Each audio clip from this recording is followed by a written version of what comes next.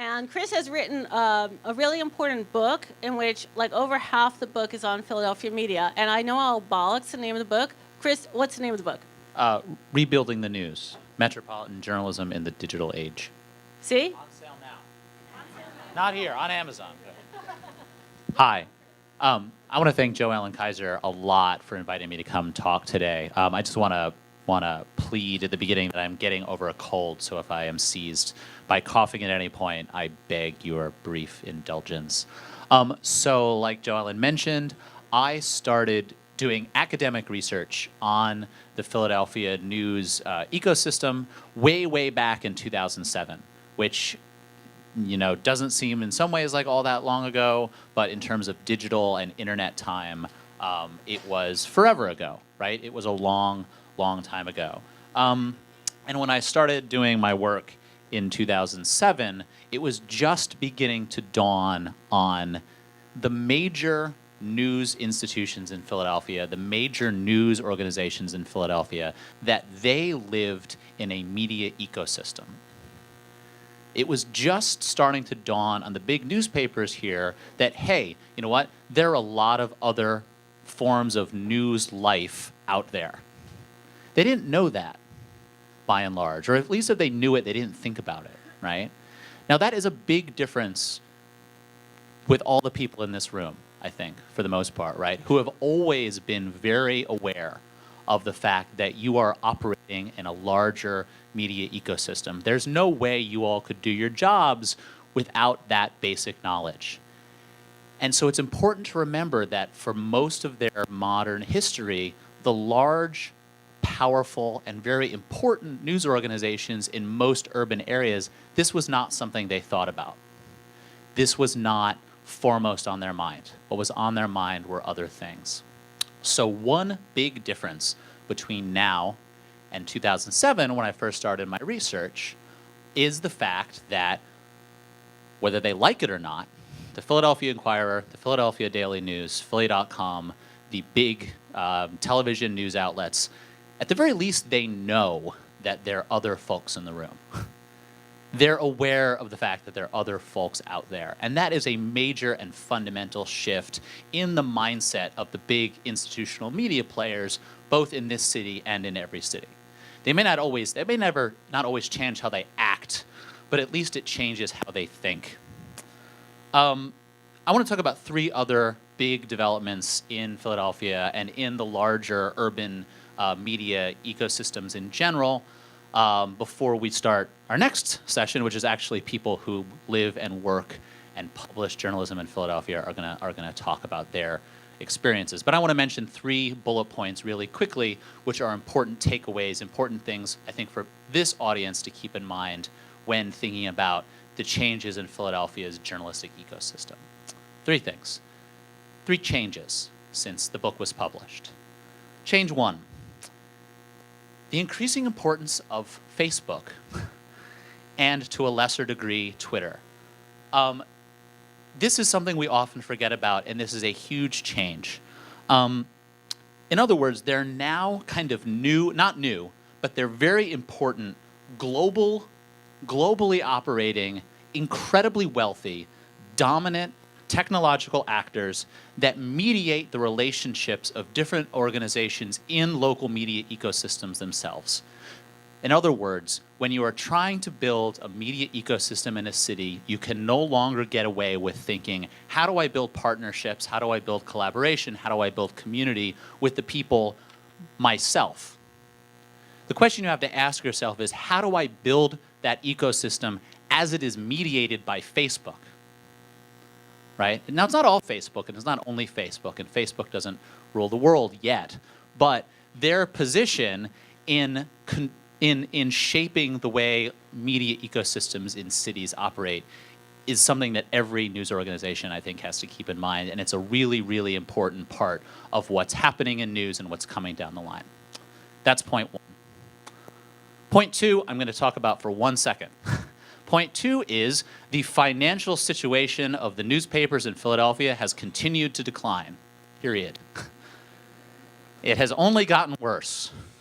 and just sort of leave it at that. I mean, there's not much to say beyond the fact that the situation is not getting better and is continuing to get worse. And that's worth mentioning because that necessarily wasn't guaranteed when I started my research in 2007. There was a lot of optimism. Things are going to get better. Things can turn around. If we only figure out the magic bullet of X, Y, or Z, then things will get better, right? And so far, that has not happened.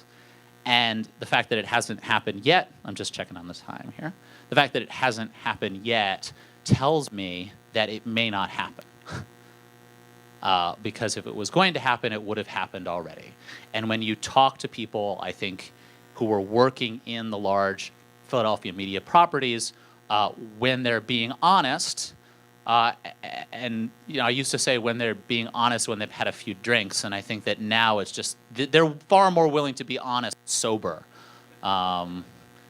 which is a journalism joke as well. But I think that situation is acknowledged by most of the actors operating within the traditional institutional Philadelphia media ecosystem. Things are not better, things are worse, and they may continue to get worse. And there's no silver bullet solution for how to solve the larger problem of urban media in Philadelphia or in many other cities as well. That's point two.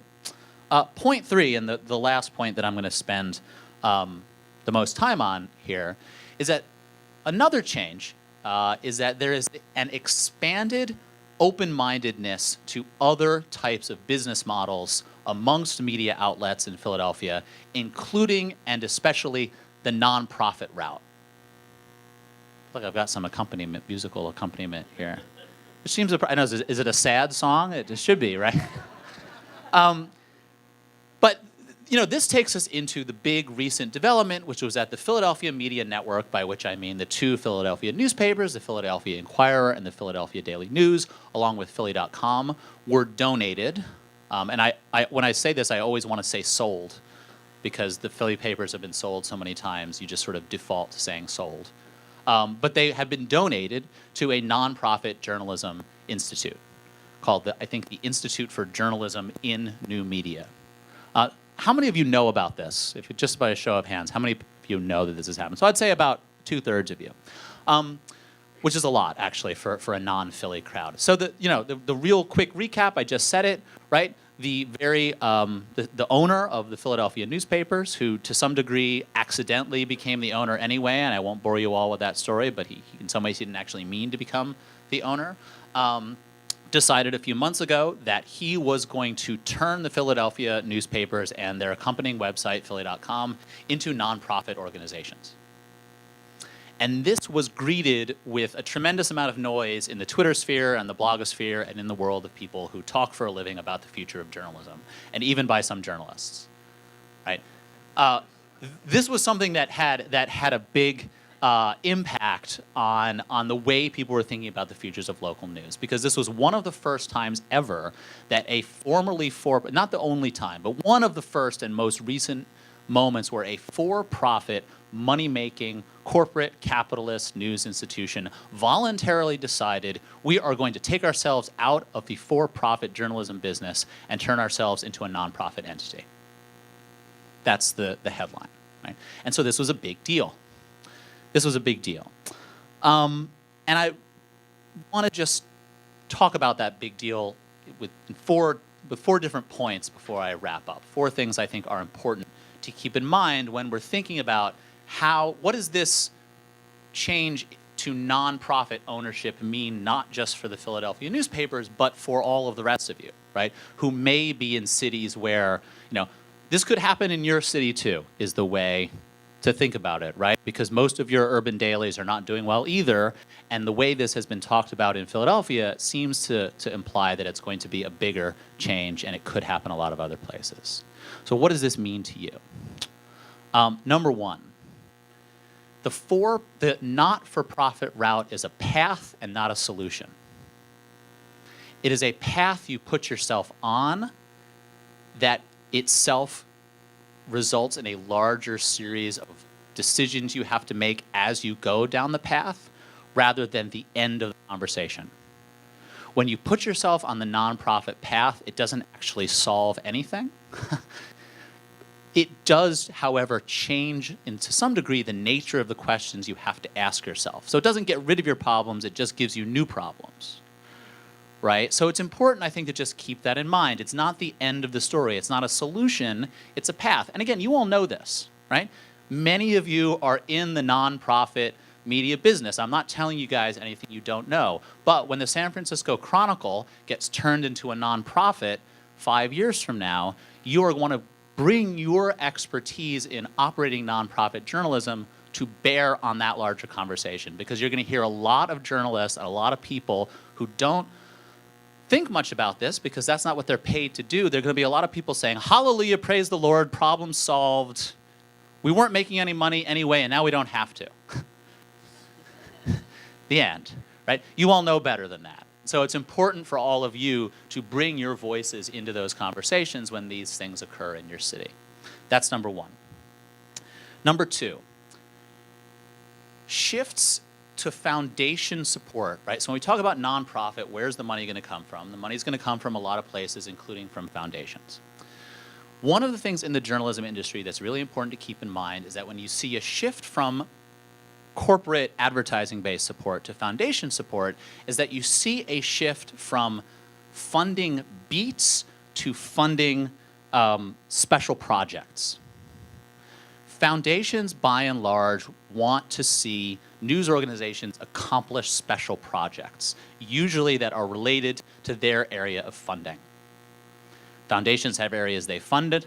They're going to want to fund journalism in those areas. This is not a universal thing. This is not the only thing to keep in mind, but this is an important change for news organizations. News organizations are used to thinking in terms of beats. City Hall, the courts, sports, business, arts, right? Foundation funding means a shift to projects, education, clean water use, poverty in certain neighborhoods, right? That is a fundamentally different journalistic mission than what news organizations and newspapers in particular have been used to. And that's going to require a shift in mindset. Again, not news to anybody here, but you need to help the news organizations have this conversation when this happens. Three, maybe, I promised I'd say some controversial things, and that I'm down to my last 2 points. I'm going to say them now. Point three, foundations have agendas. They have agendas. I'm not saying they have Koch brothers agendas, right? I'm not saying that they have partisan, polarized agendas. But no one gives money away with no strings attached ever. Doesn't exist. That's not how the world operates. And so news organizations are going to have to come to terms with the fact that anytime you get money, there is an agenda at work. Not a secret one, not a mean one, not a bad one, not a controversial one, but somebody wants something. Here's an example. Here's where I name names. Education in Philadelphia is a big problem. The schools in Philadelphia are suffering in a way that is deeply profound and incredibly disturbing if you're someone who cares about public education. The Gates Foundation has been known to fund coverage of education. It's one of the things they have done historically. I'm not actually sure if they're doing it still, but that's one of the things that they have done for a very long time. The Gates Foundation has an educational agenda. It has certain ways that they as a foundation envision the way that education in the United States should operate. Again, that's not a Koch brothers agenda. That's not a, we're going to go out there and create extensive, crazy, radical political change. But that is to say that in some way, every foundation has an agenda about the type of news coverage that they're going to fund. And it is fundamentally important that when news organizations go down the nonprofit route, they remember this. They cannot leave their skepticism at the door.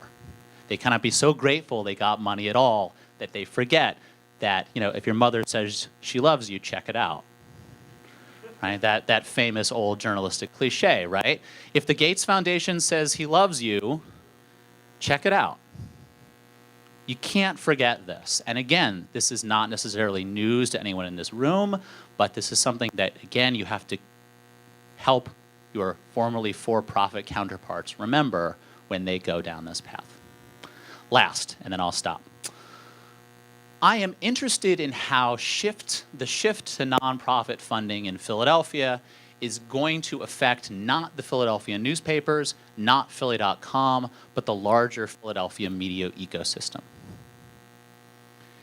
If there is one central media entity that has now become the 800-pound gorilla in the room of nonprofit funding, what does that do for all the rest of you that have to some degree relied on foundation funding yourselves to survive?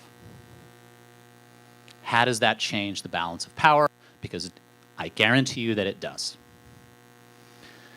Not only does it change the balance of power for your own resources, but it changes the way collaboration is going to happen in Philadelphia. Here's something you may not know. The newspapers in Philadelphia have always gotten grants. When I was doing my research in 2007, I talked to people who were running something called the Next Mayor Project in 2005 that involved the Philadelphia Daily News getting its hands on grant money to cover the mayoral election.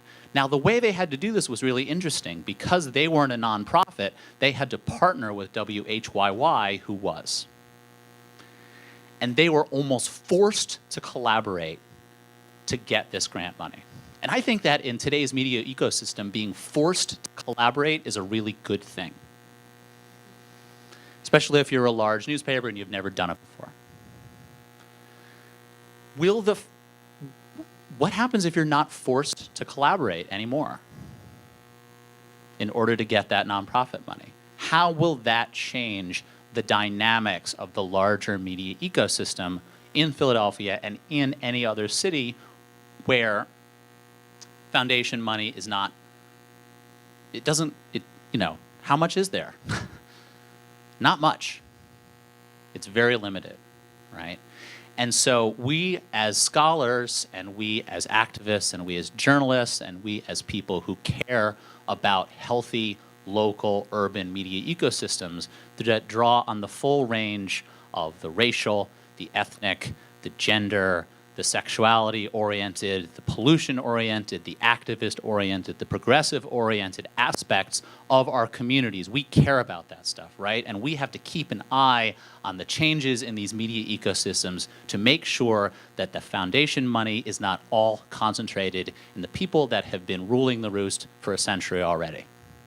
Because they haven't done a very good job so far in a lot of ways.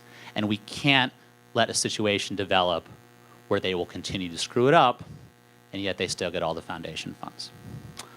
That was my controversial end. So with that, I'm going to now no longer have any opinions and assume the role of moderator for the next panel. I would like to introduce the next panel, and I guess people can just come up here, right? Everyone can just come and sit right up here. I will move over here.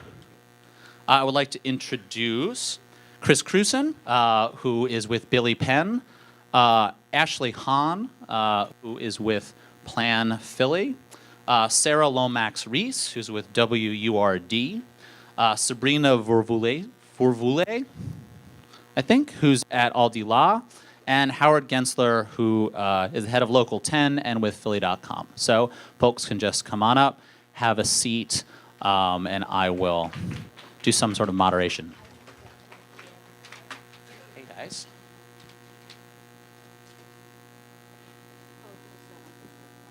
Okay, so I think I'm just going to stand. I'm going to stand off to the side here, and is that okay? I'm just going to stand off to the side and let folks do their thing. So let's give everybody 1 second to just sit down. Okay, we have about 50 minutes or so. The way I would like to do this is start. We're going to start randomly in the middle. We're going to start. With Sarah Lomax-Reese. Somebody's got to start. And I would like folks to just talk for 5 minutes or so. Up about their role, who they are, what they do, their role in the Philadelphia media ecosystem, how they see themselves as relating to the other members of that media ecosystem. Everyone's going to talk for a few minutes. We'll go around, and then we're going to come back, and based on what people say, we're going to foster some conversation. Is 5 minutes what you guys talked about, or 10 minutes? What was the conversation you had? 5? All right, so we'll start with 5, and then people will go long, and then I'll cut you off, and then we'll get a conversation going. So we'll quickly move to conversation. All right, Sarah, please take it away. Oof, it's always hard being the first person, Sabrina. I know. I did it on purpose. So I'm the president and CEO of WURD Radio, which is an African-American talk radio station here in Philadelphia. And we are the only such station in the state of Pennsylvania. And I think we're probably one of the only ones left in the country that are doing like sun-up to sundown original programming around the issues affecting the African-American community, the Black/African-American community. And so, you know, I really am grateful to be in a city like Philadelphia because I don't know if we could do the work that we're doing in a lot of other cities in this country. Philly is about 43% African-American. So the Black community is the largest, I guess, ethnic community, minority, I guess it's not a minority community, but it's the largest concentrated group in this city. And so there's a lot of history and culture and activism, and there's just a very rich community here that supports a media outlet like WURD. And again, I don't know if there are a lot of other markets where the same would be true. In fact, you know, you would think a place like New York would have a similar kind of station, but theirs are all gone.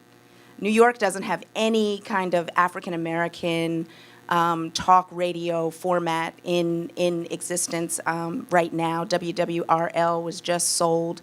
And so, you know, in a huge market like New York, that voice isn't there. And so, again, I'm very grateful that Philly has maintained this important voice. My family actually owns the radio station. We purchased the station in 2003, so we are about 12 and a half or 12 years old, going into our 13th year. And we have had to adapt a lot, and the idea of partnerships and collaborations is a very big part of what I was able to bring to the mix when I took over as president in 2011. And so I've been in this role for about 5 years, and the beauty of, I think, this particular media outlet, like we're not a standard news outlet, we're a talk radio format. So we bring on the mayor, we bring on the president of city council, we bring on, you know, all these folks, and we just open the phone lines and they can ask them whatever they want. So it is a really unique opportunity for our community to have complete kind of unedited access to leaders and newsmakers and people that are shaping the policies and really holding people accountable. And that's kind of a big part of who we see ourselves as really helping to be that bridge between people who are often marginalized and rendered voiceless in kind of mainstream media, giving them an outlet and access to resources and people who are really shaping the policies of the city. So you know, this interactivity, we say that talk radio is the original social media. You know, that's kind of, I know people have probably heard that all. But I love that. I love that little idea because I do think it's very true. And for a certain demographic, I mean, our listenership tends to skew older. And so for a lot of our listeners, this is their connection to the world.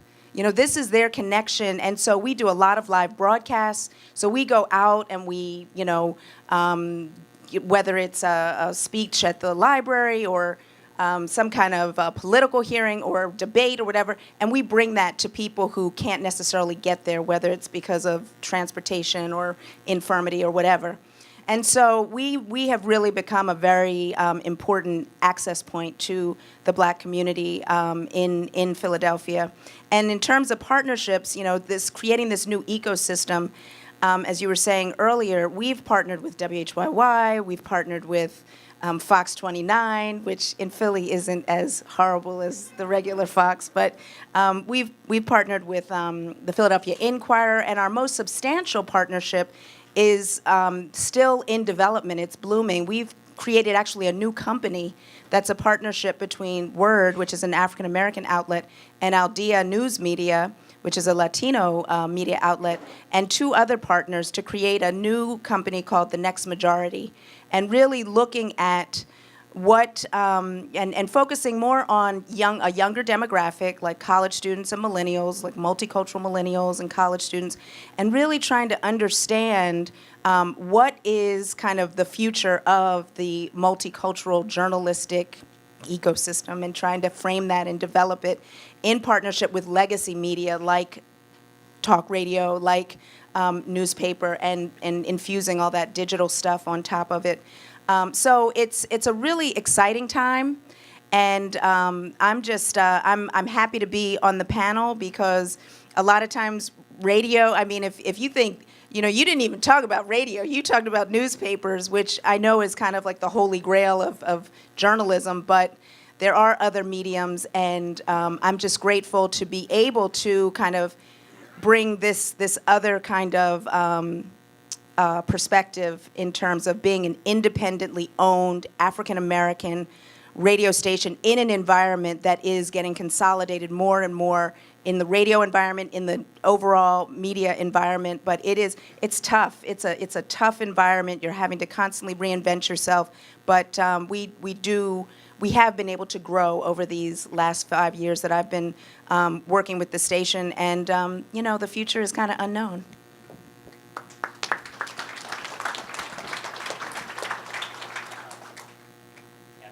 Yeah. Next, Ashley, go ahead. Hi, I'm Ashley Hahn. I'm the editor of Plan Philly, which is a niche news site that was born 10 years ago. So we started in 2006 at the University of Pennsylvania School of Design.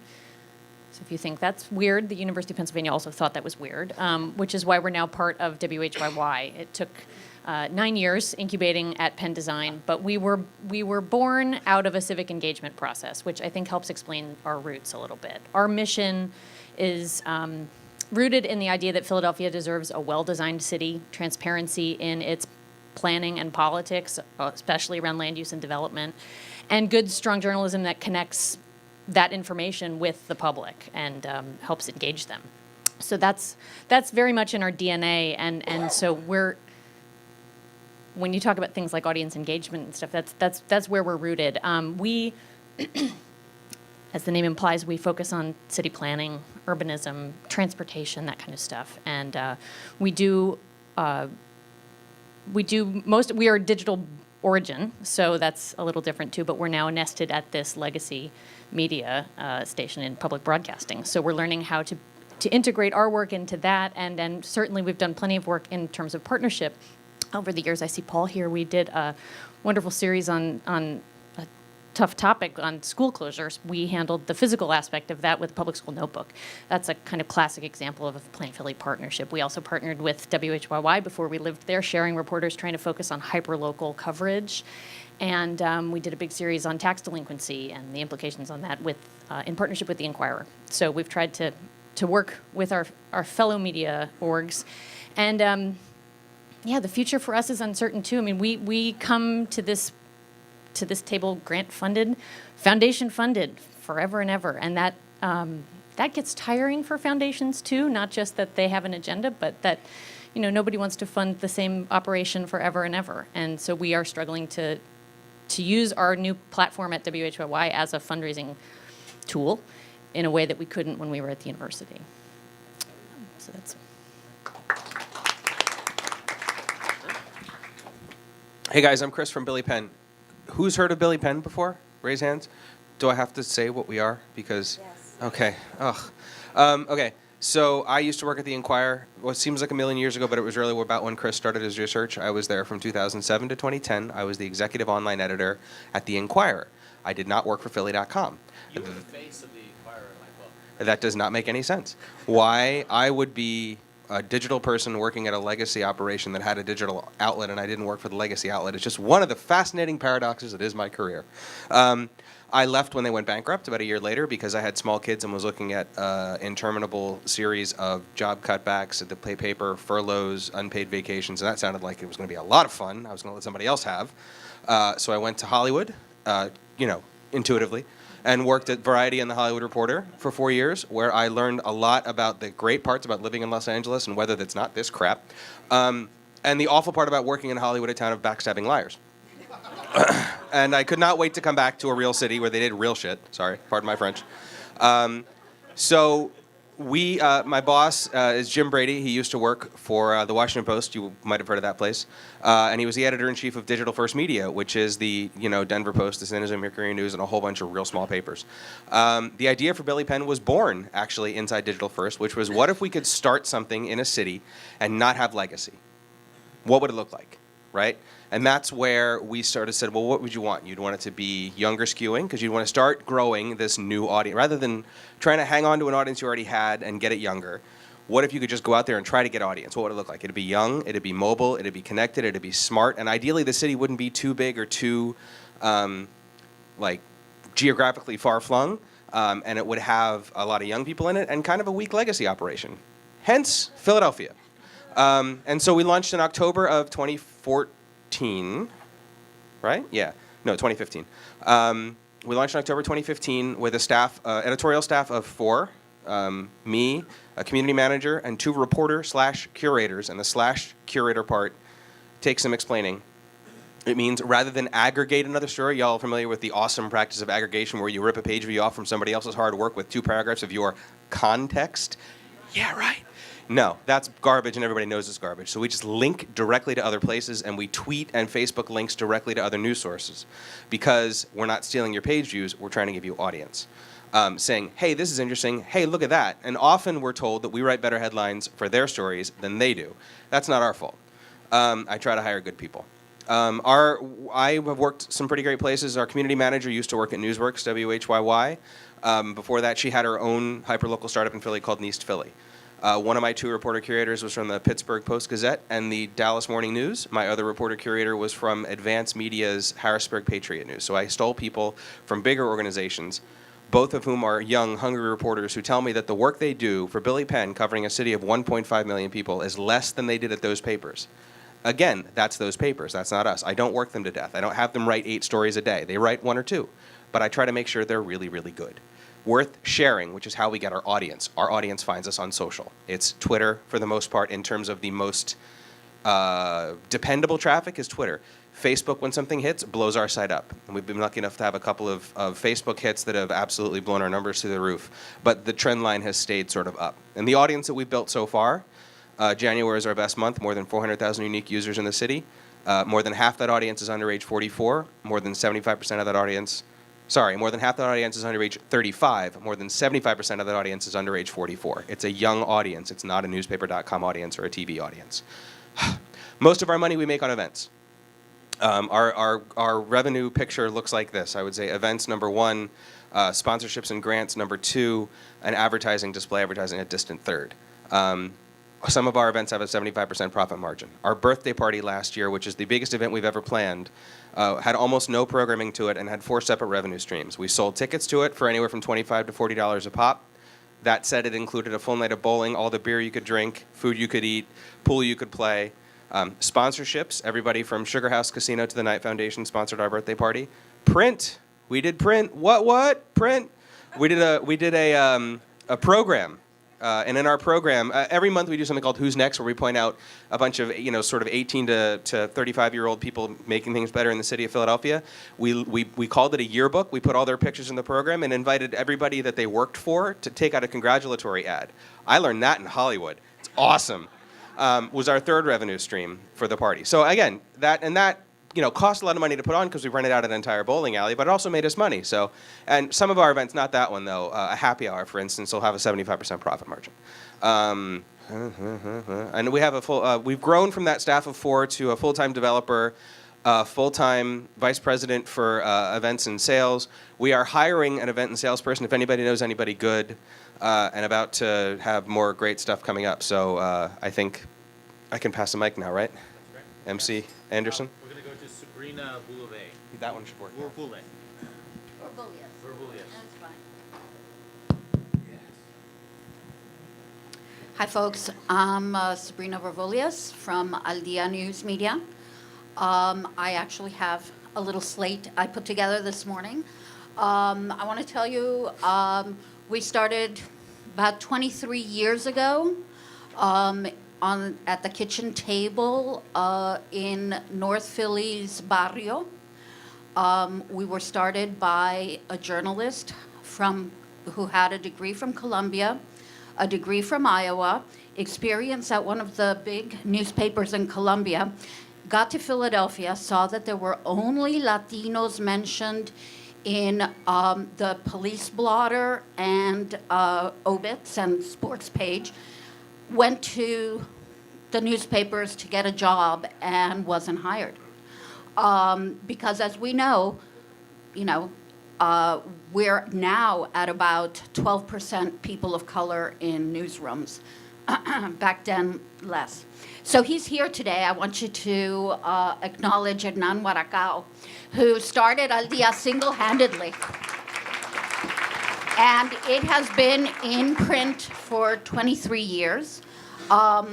It's been online, I'm not really sure, probably a decade, but 2 years ago or a year and a half ago, we absolutely redid our website and became a dual language website.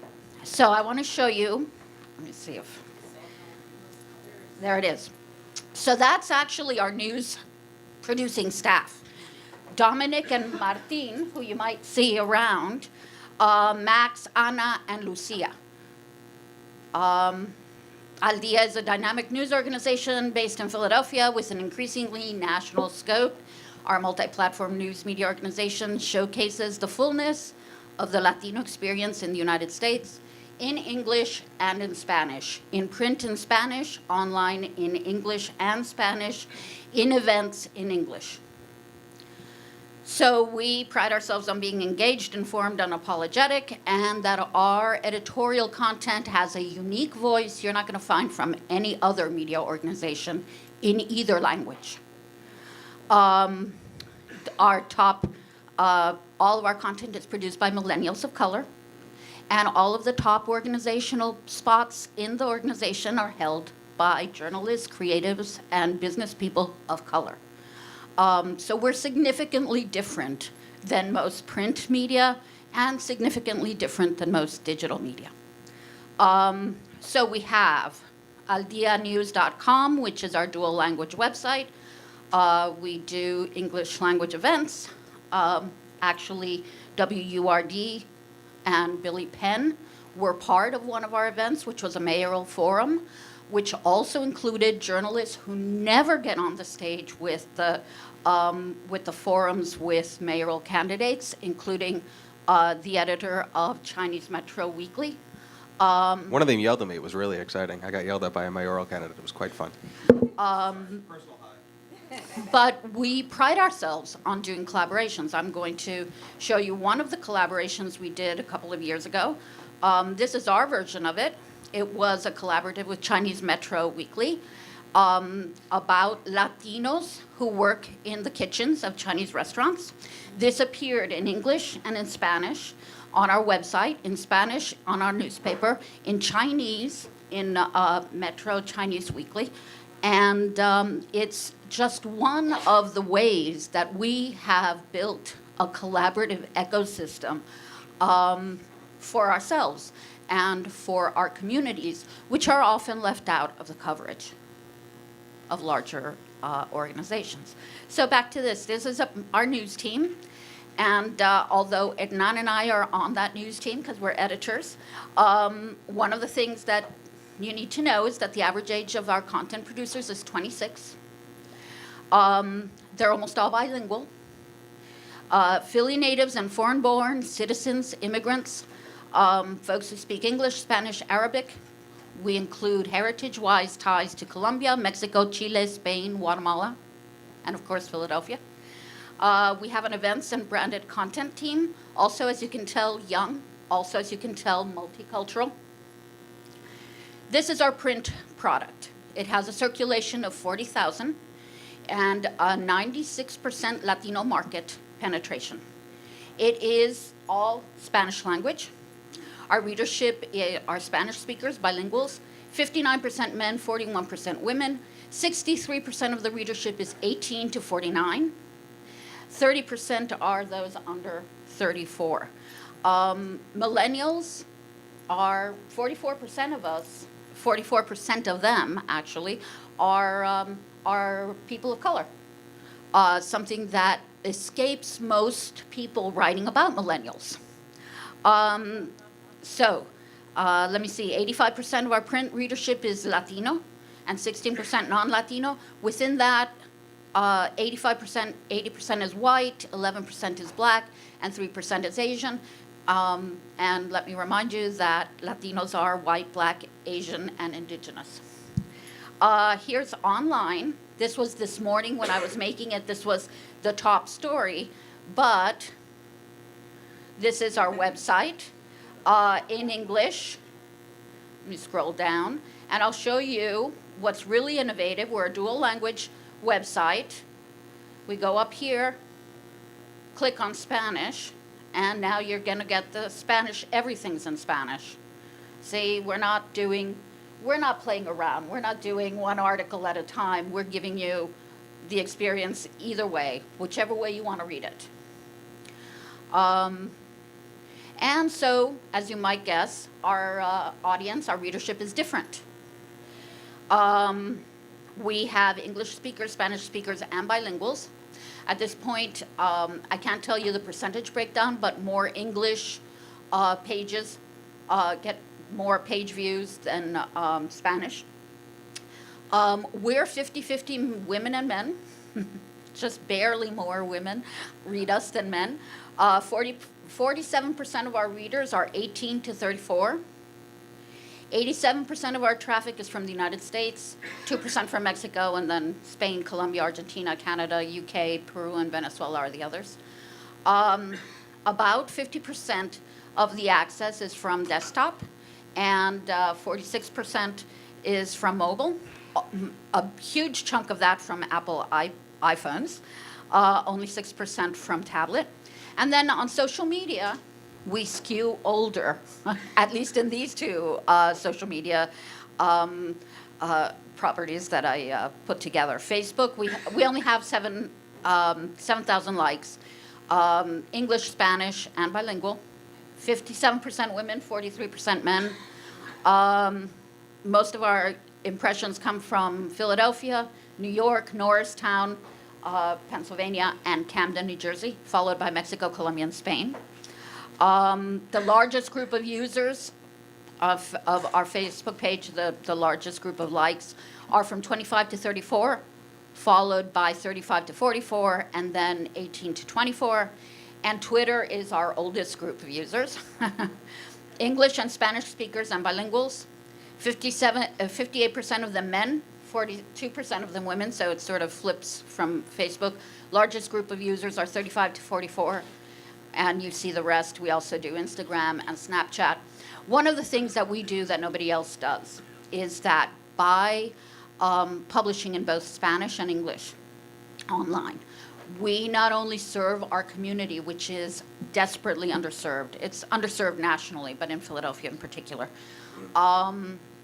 But we also enable the Anglo community, the Anglophone community, to be aware of what's happening with Latinos, what the Latino concerns on any Philadelphia issue. We're very used to, as a community, being viewed from the outside. You know, the expert comes in and says this and this and this about the Latino community. Now, they may have studied the Latino community for 10 years, 20 years, whatever. They may, in fact, have a lot of experience, even journalistically, writing stories about the Latino community. But they are not part of the Latino community. And they inevitably miss very significant parts of the story. This was really evident to us when we did political coverage this year of the mayoral primary, which had a Latino candidate. And really, there was that, you talked about the next mayor. There was that sort of grouping of people which had no Latino news media organization, Al Dia or any of the others included. And a lot of the coverage that was done was really, again, sort of predicting low voter turnout, predicting how the Latino mayoral candidate wasn't going to go anywhere. And I think that we were crucial to the Latino community, but we were also really crucial to the greater Philadelphia community. We pointed out the biases in coverage. We pointed out, we reported from the community itself in ways that if you're not a Spanish language speaker, you cannot. So this is one of our core missions, and I know I've spoken really long, so. Thanks.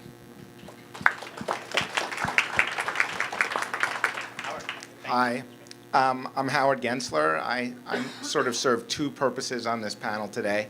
I'm a writer-reporter for the Philadelphia Daily News, which as of now means that I'm a writer-reporter for the Daily News, the Inquirer, and Philly.com. And probably just since Chris stopped speaking, things have gotten worse. Okay. So that's part of my job. And the other part is that I'm the president of Local 10 of the Newspaper Guild, which tries to ensure that those of us who are lucky enough to still work in journalism can afford to work in journalism. We represent the people who, we mostly represent reporters and editors, but we also represent advertising people and circulation people and finance people at the sinking battleship. But we also represent the small force surrounding smaller digital first papers. We're hoping to get the other two remaining digital first papers in the cluster sometime within the next year, because Digital First is going into contract talks across the board over the next couple months. So we're going to try to get those papers. We also, because our ranks have shrunk probably by half in the past decade, we are now under 400 members at the Inquirer, Daily News, and Philly.com after the last round of layoffs of 46, which was just at the end of the year. We also now represent the Restaurant Opportunities Council, which are the back-of-the-house workers in restaurants who are trained to work in the back of the house, and we're trying to get them jobs in front of the house. And it's a very interesting nonprofit organization based out of New York. They've got units around the country. They're doing really cool work, and they own a couple restaurants themselves, one in New York, one in New Orleans, and maybe two in New York and one in New Orleans. So, I'm not going to talk too much. I think Chris summed up a lot of the problems that we're facing. I am not particularly confident that the move to nonprofit is going to have any significant impact in the short run. My guess is that by the time anything does happen seriously, the Daily News will be out of business. I'm not positive we're going to make it much past the Democratic convention. So that's one negative coming. Philly.com was recently gutted, now has a far smaller staff than when Chris was there. So I'm happy to try to answer questions about what's going on at this big behemoth, but it's not really easy. The management over the last few years, we've had 6 different owners in the past decade. it's a fairly chaotic place for a big organization. You'd really be surprised. I mean, my college paper ran way more efficiently than the Inquirer and Daily News. So, with that, I'll pass it on.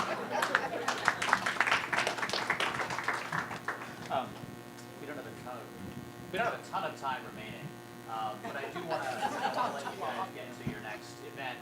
But I want to ask one question, kind of for folks, and sort of end with one. We have time. I think we have time. Yeah. Great. Oh, well, you know what? Let's move directly to questions from the floor then, because I think that's more important. So, yeah, in the back. Hi, I'm Eliza Carney. I'm the senior editor at the American Prospect, quarterly magazine and website, Progressive Policy Focus. I moved from for-profit journalism to nonprofit journalism, and when I first had my first talk with the board, I said, "Well, can we do some events maybe?" And they were like, "No, events cost a lot of money and they don't bring any money in." And I thought, you guys have talked about events as a way to make money, so that fascinates me, and I would love to hear how you do it. We don't have a sort of young person constituency that we can invite to brunches in town or anything like that. We have, far-flung readers all over the country, but we do have access to a lot of associations and activist groups in Washington, D.C. who might be interested in partnering with us around issues, but I just have no clue how that might happen, so I'm curious your recommendations. I mean, our events, I don't think it matters whether you're for-profit or nonprofit. Let's talk about who's next for a second. Who's next? Every month we say, these are 12 people, 15 people making a difference in politics, healthcare, community leadership, the arts, music, and on down the line. We did, I believe, 11 Who's Next lists last year. The coming year, the Knight Foundation has generously offered, What Up Knight Foundation, by the way, those guys rock. They sponsored our Who's Next series for the year, which means we'll be able to do one happy hour for every list that we do. So the Knight Foundation is the overall presenting sponsor. We'll invite these people, 15 of whom we put on a list. They're all vetted. We report them out. We find out who they are. We put their name and what they've done in a list. We call them beforehand. We talk to them. They come to a happy hour where we give them a plaque. It's like a piece of paper that we get from Staples. It's like slightly better than copier paper. We put their name on it. It's got the Knight Foundation's logo, and we hand it to them. And that is the programming for the event. The space is donated because it's an event for people that make Philly better. We've had a couple of these events where the alcohol was donated. Victory Brewing in Philadelphia, Yards Brewing in Philadelphia. A distillery gave us some gin. Right? It's sponsored. The only thing we paid for was, I think, some hummus. By the way, when you order hummus for an event, holy crap, you get a lot of hummus. We've had so much leftover hummus. So the cost was negligible. For the event that we did for politics, we had a drink sponsor for $500. So we didn't pay for the booze, they paid for that. And they mixed up their own drinks and brought their own stuff. How cool is that? One of the law firms in town sponsored the event itself. So we had a presenting sponsor for the whole series of events, a sponsor for the event itself, and a drink sponsor for very little outlay. You just have to figure out, are you planning a wedding or are you planning a happy hour? A wedding takes a lot of planning, is incredibly expensive, has a lot of moving pieces, can be gorgeous and fun and exhausting. We don't need to do weddings. We just need to get people together. And that gets back to the point of I care about web traffic, I care about uniques, but I don't care as much about display advertising because that's a crappy business, right? The value of those things are going downhill for sure. There's a glut of even video advertising right now. There's just too much. So can I get the audience that comes to Billy Penn to go do other things?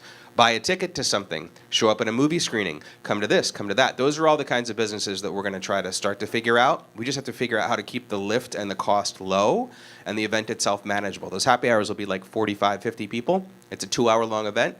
They come, they have a couple of drinks, they have a great time, they go home happy. They love the brand.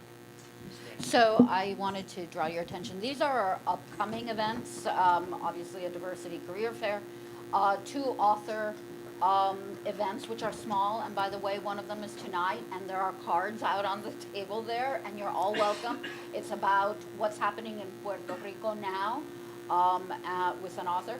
We've had very successful events. I'm hitting the past tab.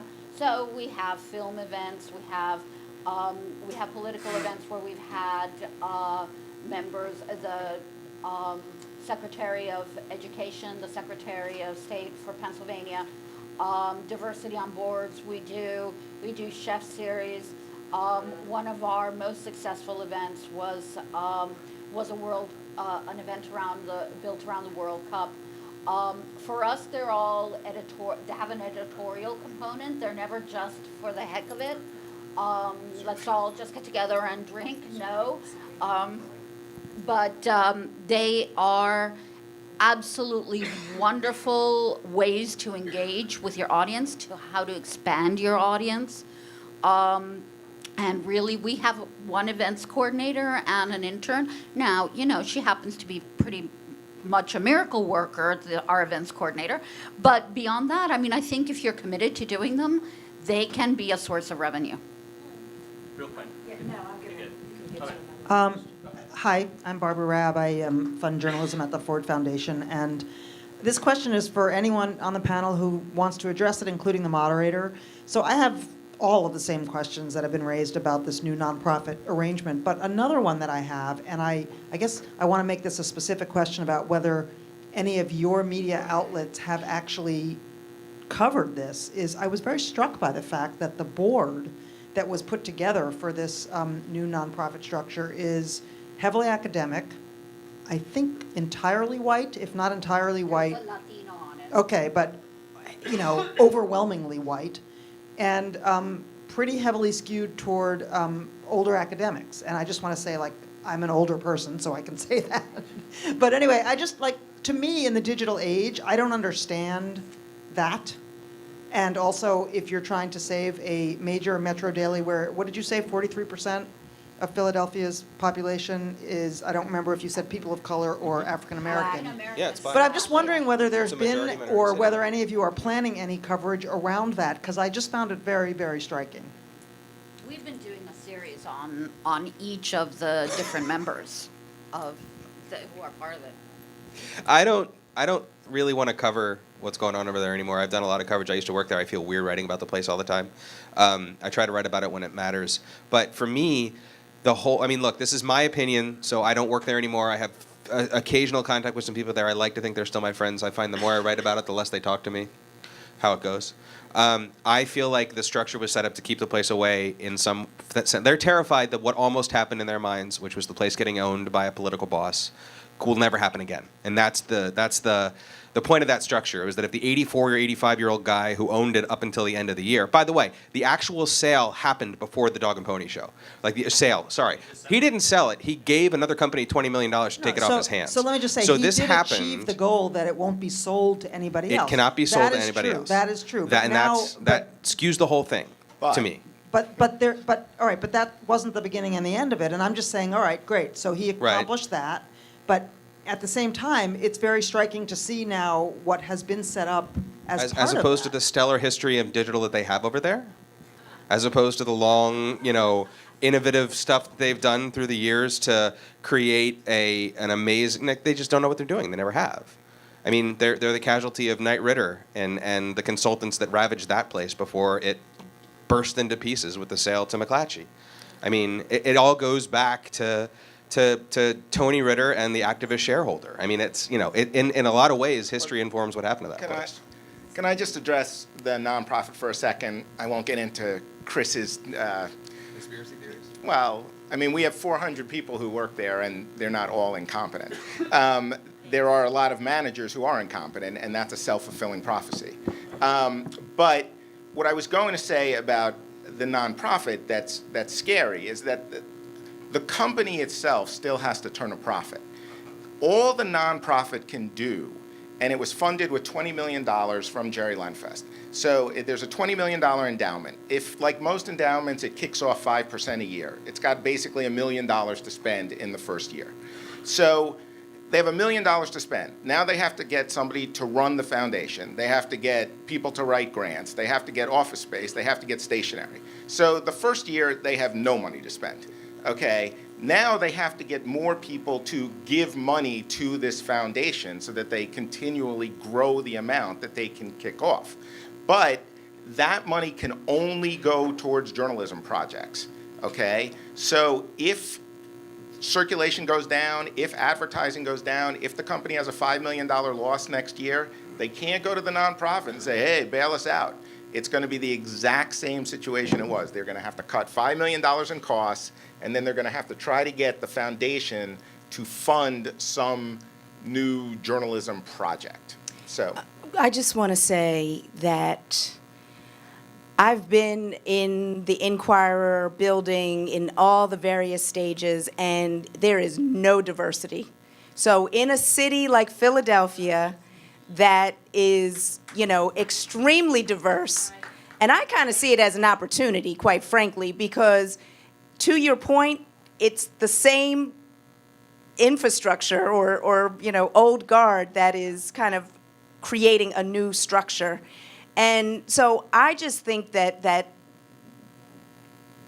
independent outlets like Word, like Aldea, like the Tribune, have an even greater charge, because the city is not, and I think the Inquirer and the Daily News, they do what they do well, but their resources are being continually constricted. But they've never had great diversity. One of our heroes just died, Aisel Moore, who was, so devoted to diversity in the media. And it's, one of the casualties of this constriction and the downside is diversity. So I just think that at a conference like this, it is so critical that those kinds of real issues, the dots are connected, because the mainstream journalism is getting less and less diverse. And so I don't know what that means for the future. I will speak real quick, and then we'll have, I think, next to last or last question. The only other thing I would say is that as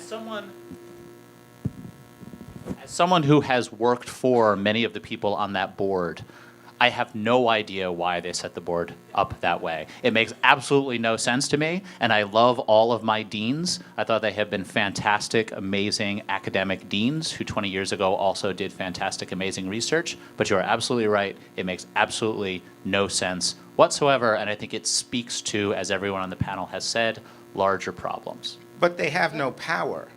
That board has zero power. They have no management power, and they have no financial power.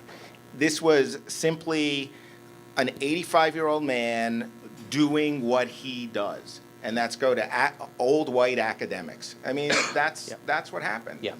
They haven't done anything. Yeah, agreed. Okay, so we're getting Question. to some questions. I think we can take probably 2 or 3 questions. Okay. Okay.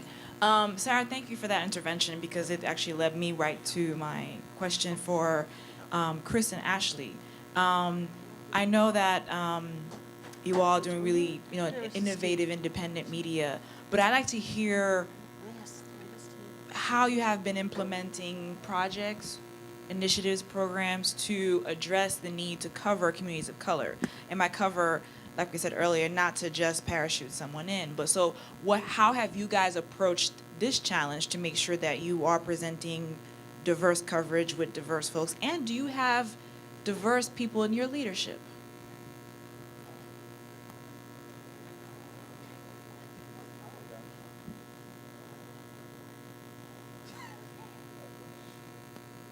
Diversity in leadership, no. Unfortunately. And I think you've hit the nail on the head for one of the questions we're struggling with very actively at Plan Philly right now. I think we've spent the last probably 2 years doing triage to stay afloat.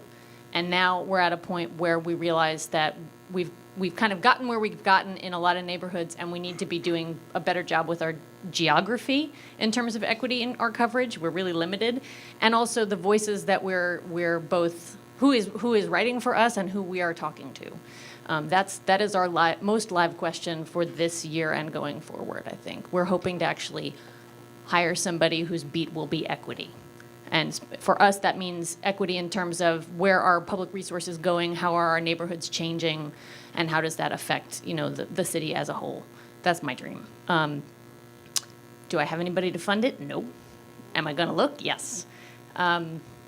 That maybe isn't the most hopeful answer, but it's certainly at the forefront of our mind. So in terms of our coverage of neighborhoods, like you mentioned, we have gone ourselves with our 2 full-time reporters, both of whom are white.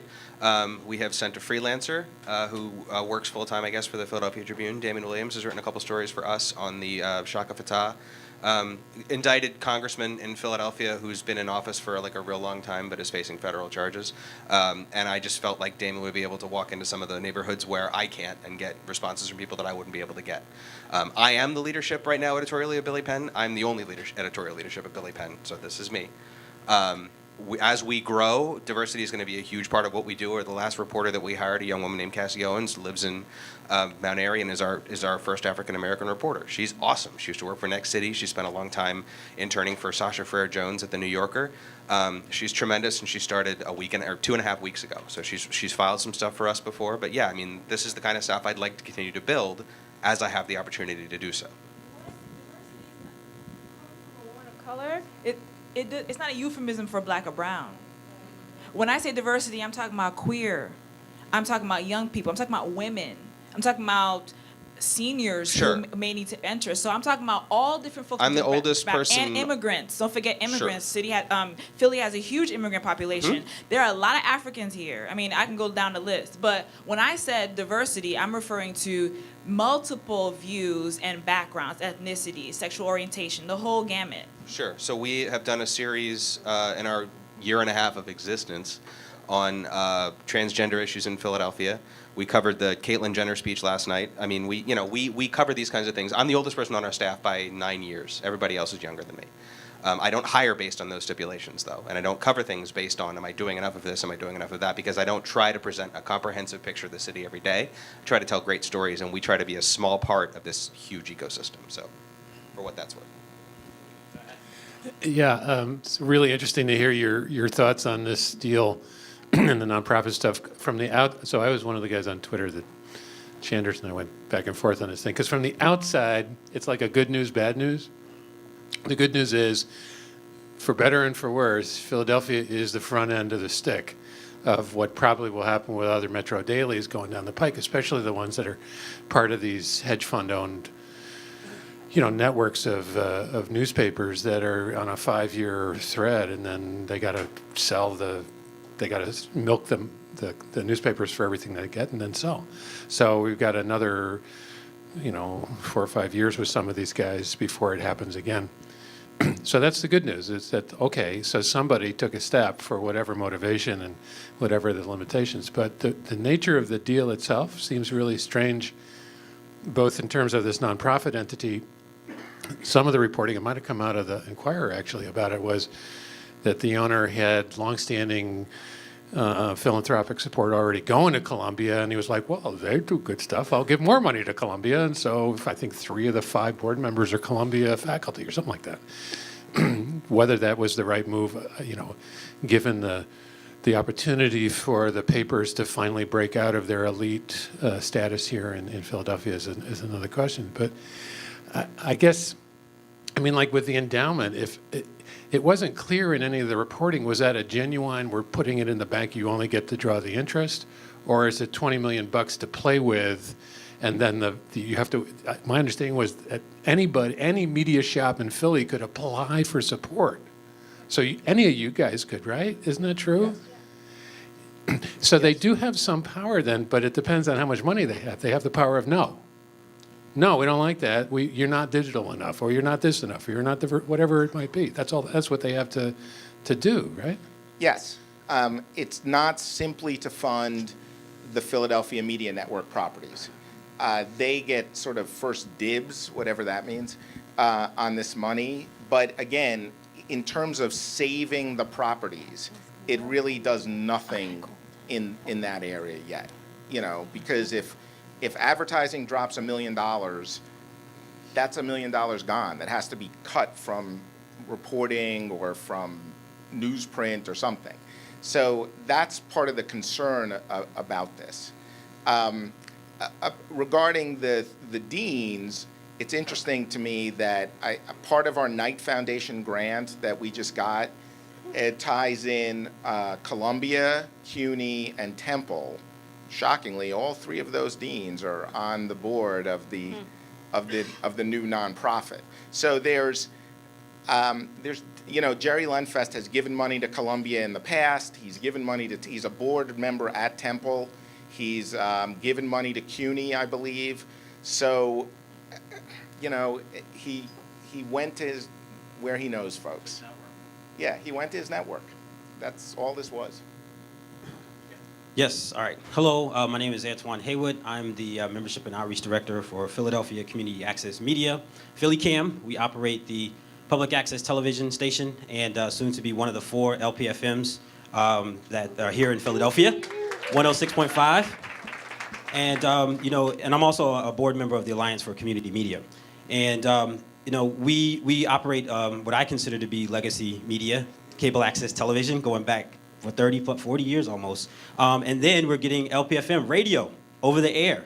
And my question is really to Sarah and then to anybody else who wants to chime in on this. What gives you confidence that the legacy media will continue to have a future? Because that was real when you said it. That hit me. I was sitting in the chair and you're like, this the last Black African American owned radio station, all talk. And so it's like. Sometimes I think about that too with access television. I'm just like, geez, a lot of our stations are going dark around the country, and so it's like, what is it that will continue? What's the hope? What's the things that are the feedback that you may be getting of things that you're like, we're still going to be relevant, despite all of the maybe challenges that are hanging over us. Yeah. Well, I'm a very optimistic person. That's part of it, but I think that it's also creating, thinking outside of the box, for lack of a better word. And so one of the things that is very exciting for us that we're embarking on is we're actually moving our headquarters and studio to a supermarket that's in the hood, that's in West Philly. And so that's going to happen through a partnership with a supermarket chain called Brown Shop, right?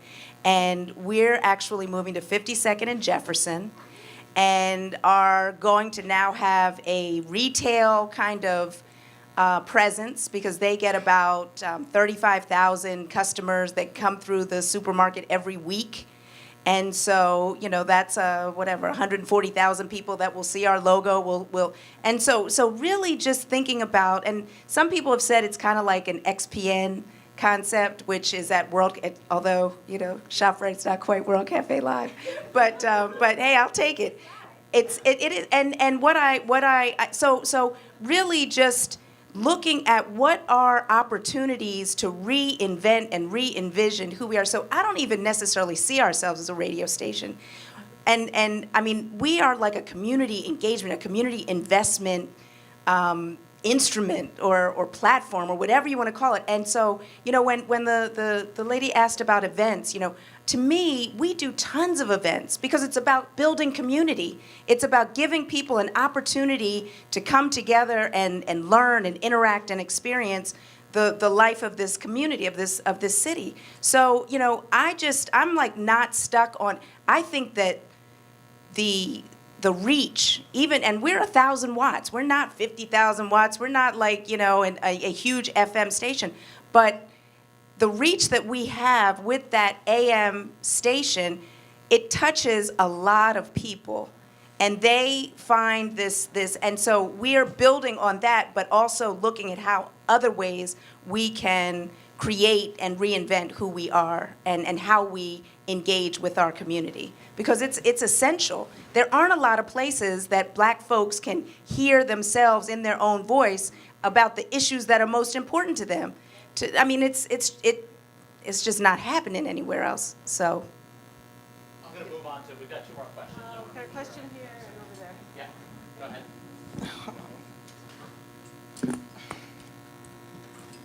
Hey everyone, my name is Vanessa Maria Graber, and I'm an independent media maker and activist here in Philly. Some of you may know me from my work at Prometheus Radio Project. I also build low-power radio stations across the country. I'm currently working with PhillyCam. Part of our work in the last 5 years in expanding community radio has been using it as a tool for social justice. Here in Philadelphia, we have a very vibrant and active scene or a group of social movements that are acting. On any given Friday, just as a warning, you might see people protesting downtown. You might see the big union rat out there. Part of the work that I do is helping document social movements and helping different groups organize a communication strategy for their work. One of the things that's really frustrating is, one of the things that's really frustrating is that a lot of times people have protests or these big events, and there's no coverage at all. Or the coverage is just that a protest happened and there was 10 or 20 people there. They don't ever accurately cover what's going on. My question is, what do you see yourself, or how do you see your role at the intersection of social movements and local media? And do you have a strategy to engage social movements and help them give them voice, especially in communities of color? Well, actually, mainstream or media likes to think of us as being advocacy media, in part because we're out there covering. We're,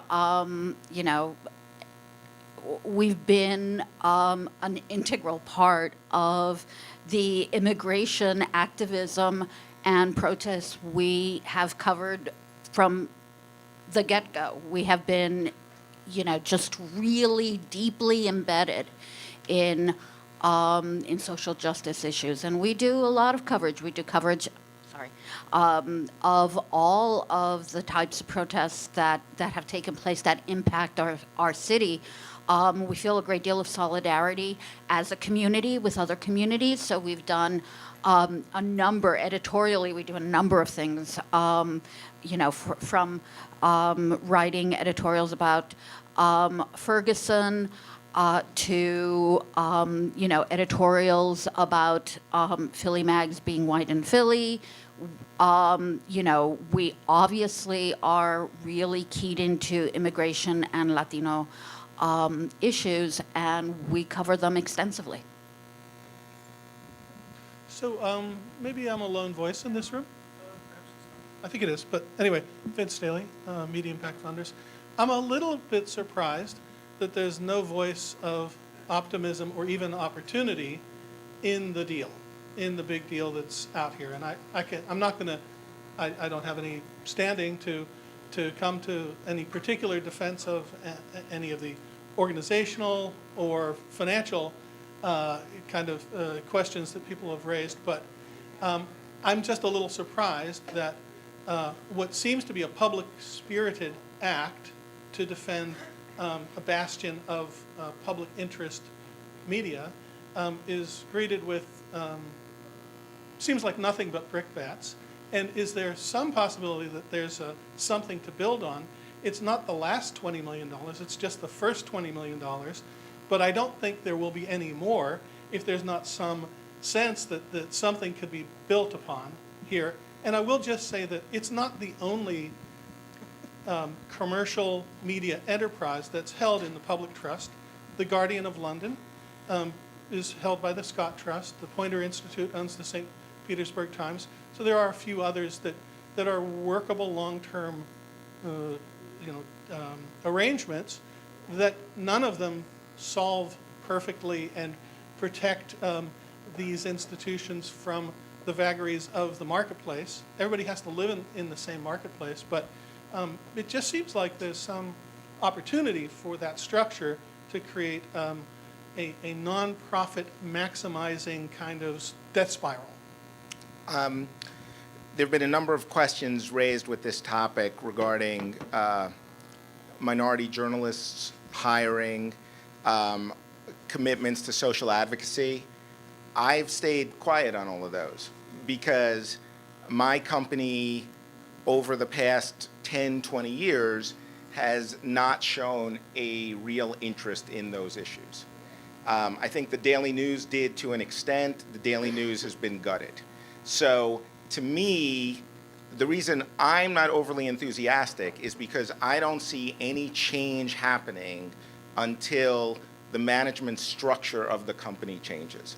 All we're doing now is just moving the dollars around so that, God forbid, a George Norcross would have won the auction, which that's what all this is about. It's that a guy who was considered a political leader in New Jersey was bidding against the company, bidding against Lenfest and Katz for the company, and Lenfest and Katz won when they didn't expect to win. You know, they had, Lou Katz came in after that auction and said, I can't believe we won. I thought George wanted the company. You know, said that to me personally. And so all of this is they can't figure out how to stop the red ink, okay? Jerry can't keep putting money into the company. He's 85. You know, he's not just going to fund it forever. And so they have chosen to dump the problem onto somebody else, onto this nonprofit. And, you know, believe me, I want to be optimistic. I've watched our membership shrink to like levels where we can't even cover half the things in this room that people want us to cover. We can't do it. We don't have any bodies anymore.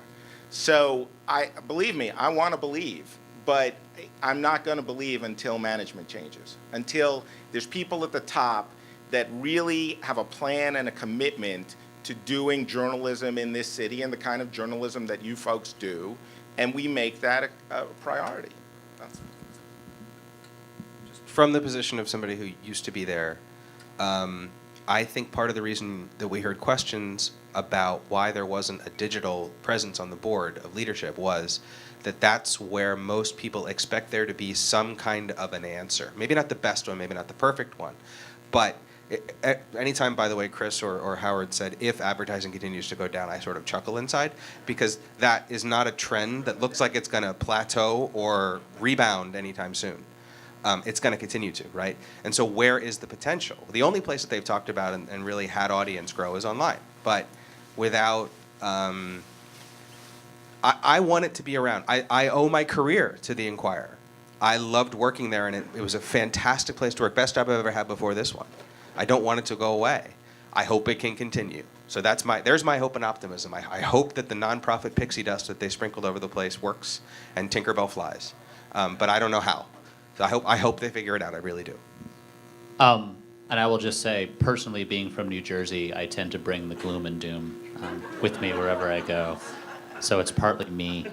On that note, we're going to have to wrap it up. So I want to thank all of the fantastic people on the panel. I want to thank all of you for your questions. Thanks.